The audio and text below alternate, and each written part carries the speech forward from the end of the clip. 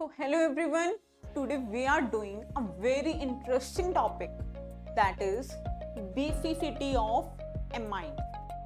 यानी organic chemistry का बहुत ही इंटरेस्टिंग टॉपिक होने वाला है जहां पर हम ट्रेंड के बारे में बात करेंगे। मुझे लेने हैं डिफरेंट एमाइन और एमाइन की बेसिसिटी, एक प्रॉपर्टी के बारे में बात करेंगे। तो आइए स्टार्ट करते हैं टॉपिक को। बेसिसिटी सबसे पहले पता होना चाहिए इसका मीनिंग क्या है। बेसिसिटी क्या होता है? एक property to lose electron. Means कि क्या कराने हैं? इलेक्ट्रॉन को लूज करवाना है। किसने करवाना है? एमाइन्स ने करवाना है।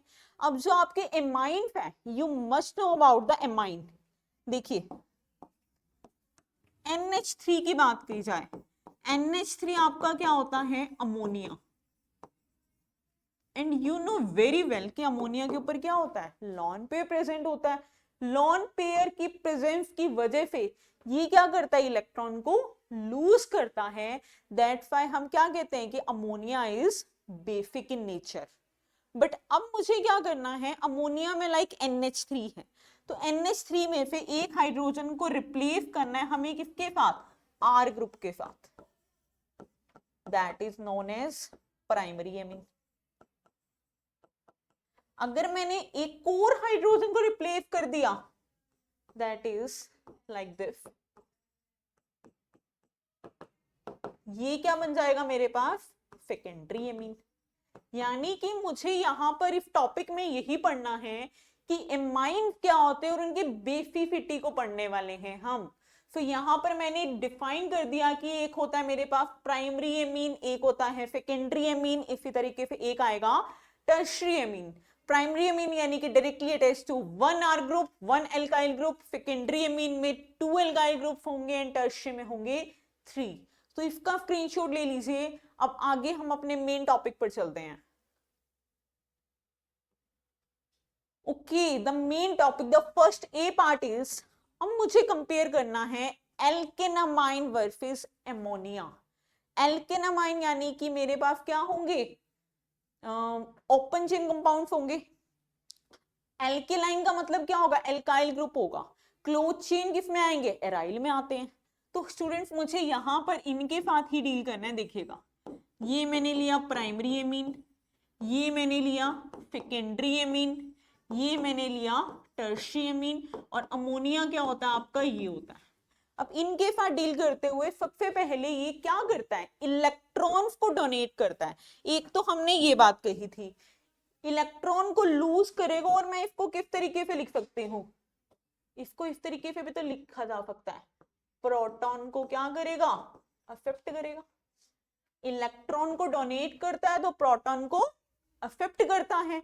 अब मैं क्या करूंगी? मैं रिएक्शन लिखने वाली हूं आपके सामने जहां पर ये क्या करेगा? प्रोटॉन को अफेक्ट करेगा। देखिएगा, तो रिएक्शन यहां पे लिखते हैं। ये मैंने ले लिया एल्केनामाइन, ये क्या कर रहा है? प्रोटॉन को अफेक्ट कर रहा है। और इसी तरीके से हम एक और रिएक्शन लेंगे जहां पे क्या होगा? ये यहां पे लिख लेते हैं हम येलो से। यहां पे हम अमोनिया की बात कर लेते हैं। अमोनिया क्या कर रहा है? प्रोटॉन को अफेक्ट कर रहा है।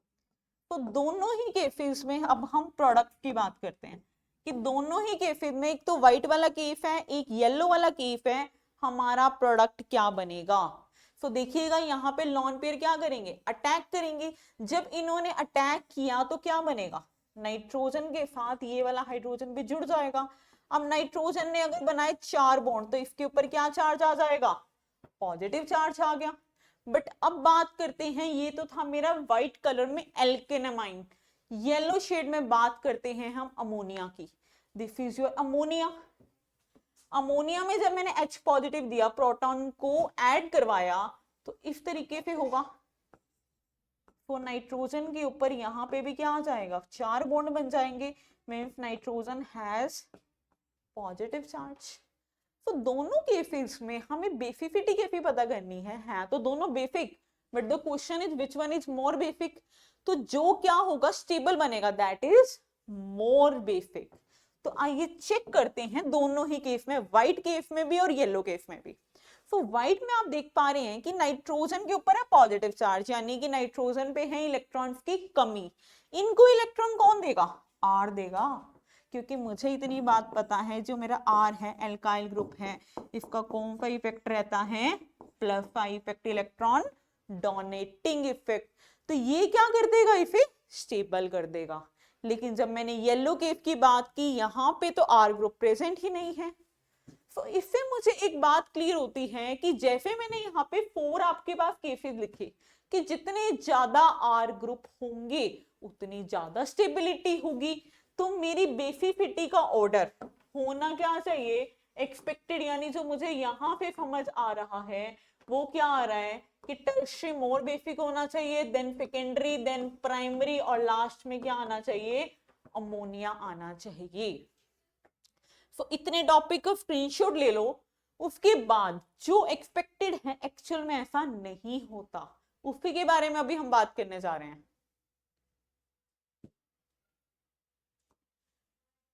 तो यहां पे बात कर रखी है प्राइमरी, सेकेंडरी, टर्शियरी अमीन। तो मैं वही चीज रिपीट कर रही हूं कि मेरे पास क्या आता है?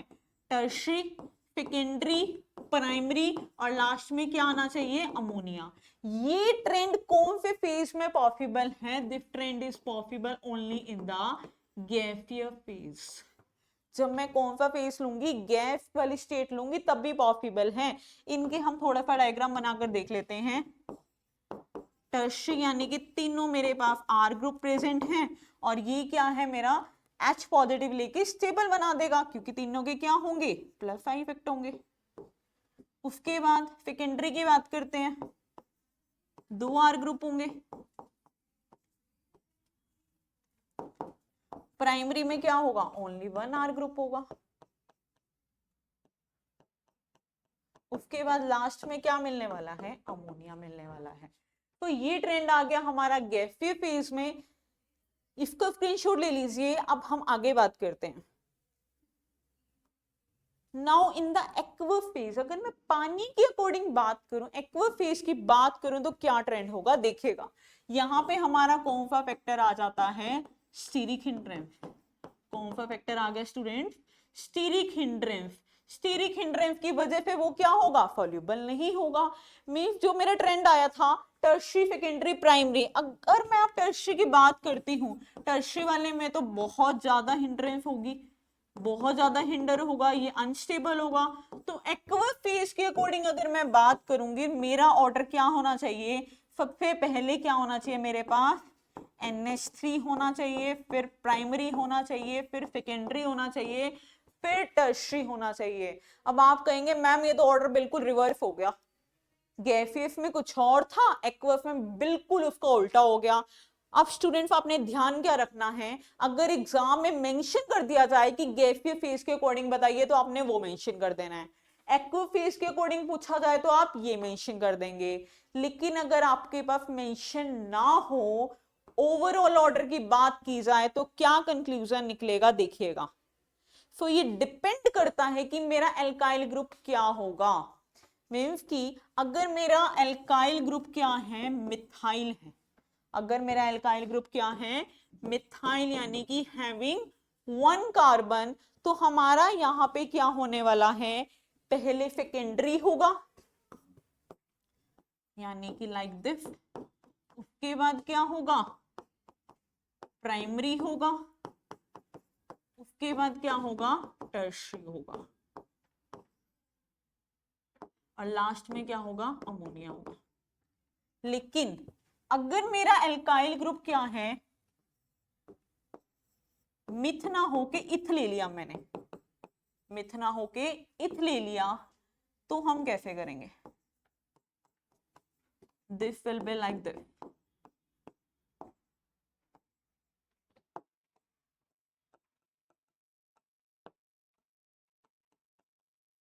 और लास्ट में क्या आएगा? अमोनिया। तो अब आप कहेंगे मैम ये क्या लिख दे, इसको कैसे याद रखें? तो स्टूडेंट्स इसका बड़ा बेसिक सा बहुत अच्छा सा फॉर्मूला याद रखने का। देखिए, जब मैंने लेना है स्मॉल ग्रुप मिथाइल, तो मैं क्या याद रखूंगी? 213। 213 यानी कि सेकेंडरी, प्राइमरी, टर्शियरी, लास्ट में आपका आएगा अमोनिया। जब मैंने बात की इथ या इससे बड़े ग्रुप की तो मैं क्या याद रखूंगी 231। तो ये 213 और 231 के रूल से आप एमाइन को बहुत इजीली डिटरमाइन कर सकते हैं। उसके बाद जब बात की जाती है एराइल एमाइन वर्सेस अमोनिया, यानी कि ये तो एल्केन अमाइन को हम डिस्कस कर चुके हैं। Now I will talk about the एराइल अमीन, यानी कि मुझे क्या लेनी है, एराइल रिंग लेनी है, like this is known as aniline. So I know very well that कि एनिलीन क्या करता है, प्लस आर इफेक्ट शो करता है। तो प्लस आर इफेक्ट शो करेगा तो हमारे पास कुछ इस तरह के रेजोनेंस स्ट्रक्चर्स बनते हैं,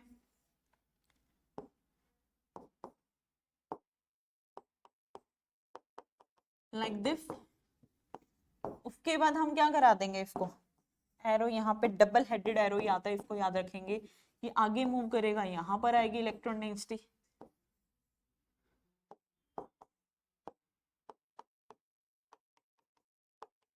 उसके बाद ये फिर आगे मूव करेगा,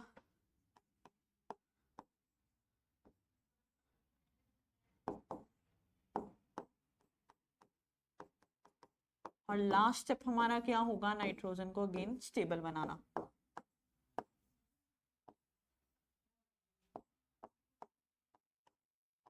तो यहाँ पे मुझे क्लियर हो रहा है कि प्लस आर इफेक्ट शो कर रहा था, तो ड्यू टू इट्स नेचर ये क्या कर रहा है, अपने सारे इलेक्ट्रॉन्स को डोनेट कर रहा है। सारे इलेक्ट्रॉन क्या हो रहे हैं, कॉन्जुगेशन में पार्टिसिपेट कर रहे हैं।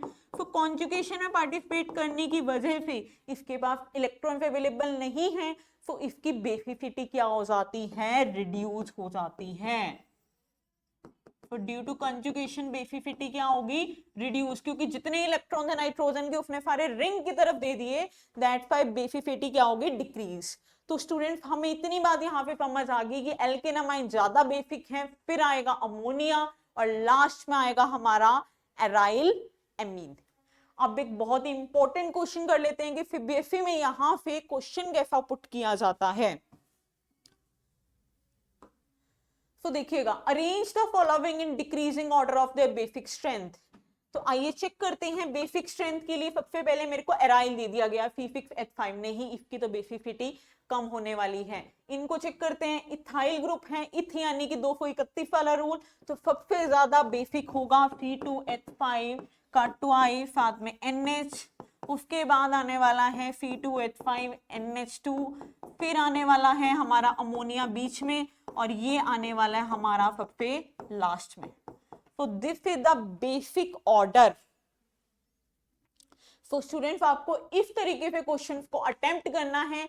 इंक्रीजिंग या डिक्रीजिंग का हमारे पास बहुत ही रेंडमली 12th क्लास में फिर बेसिक एग्जाम में पुट किया जाता है। So thank you so much, मिलते हैं नेक्स्ट वीडियो में।